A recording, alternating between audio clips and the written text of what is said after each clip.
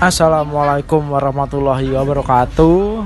Perkenalkan, saya Bagas Adam Pratama Yuda dari kelas Psikologi 4C. Kali ini saya akan memaparkan materi dari perkembangan anak remaja berkebutuhan khusus ditinjau dari seksualitasnya.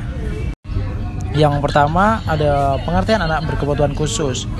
Anak dan remaja berkebutuhan khusus atau ARBK diartikan sebagai anak yang memiliki ciri-ciri berbeda dibandingkan dengan anak pada umumnya. Anak ini mengalami hambatan-hambatan di dalam pertumbuhan serta perkembangannya. Yang kedua ada pengertian perkembangan seksualitas.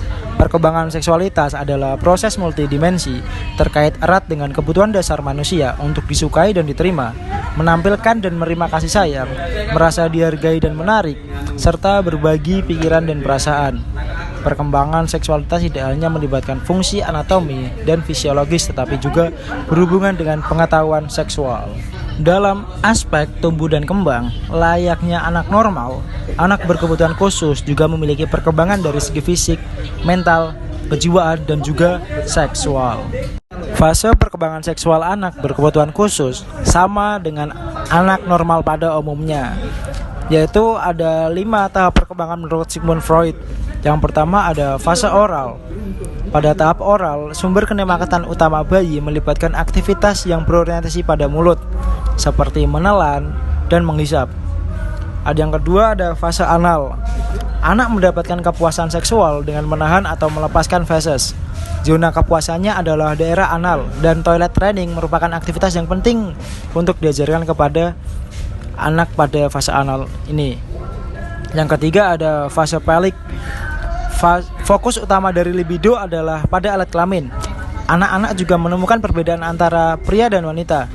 Freud juga percaya bahwa laki-laki mulai melihat ayah mereka sebagai saingan, karena ibu harus berbagi kasih sayang dengannya.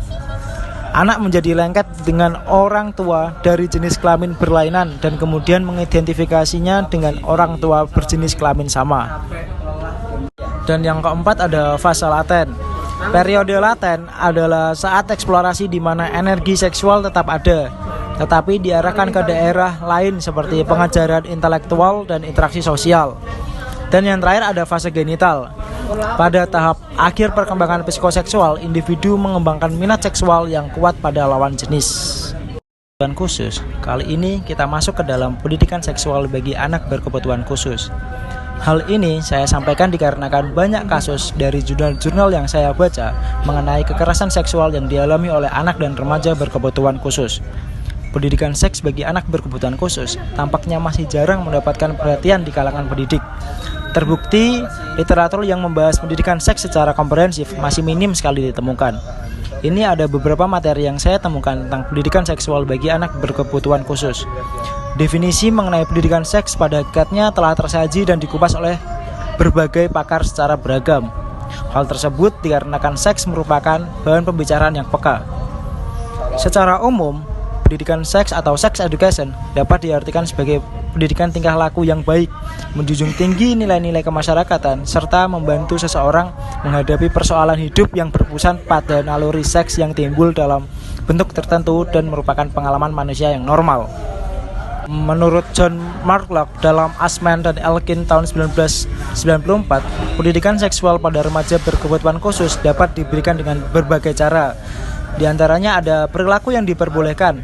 Kita melatih remaja secara proaktif mengenai model-model tingkah laku yang berupa kontak fisik yang bisa diterima oleh lingkungan sekitar atau sebagai tindakan orang dewasa. Di sini remaja diharapkan tahu mengenai perilaku yang diperbolehkan dan yang tidak diperbolehkan. Yang kedua ada pengelompokan sesuai dengan jenis kelamin. Mengajarkan pada remaja untuk betul-betul menyadari bahwa ia masuk pada satu jenis kelamin tertentu, dan kita perlu melatihnya agar ia tahu benar aktivitas yang merupakan respon yang tepat dalam situasi sosial yang dewasa. Hal ini menjadi dasar apabila pemahaman identifikasi tentang jenis kelamin dirinya sendiri dan orang lain. Dan yang ketiga ada etika sosial. Mereka diajarkan untuk mengerti dan mampu bertindak sesuai dengan etika atau sopan santun dan norma yang berlaku dalam masyarakat. Baik, sekian materi yang bisa saya paparkan. Barangkali ada kesalahan kata atau kekurangan, mohon dimaafkan. Wabillahi taufiq wal hidayah. Wassalamualaikum warahmatullahi wabarakatuh.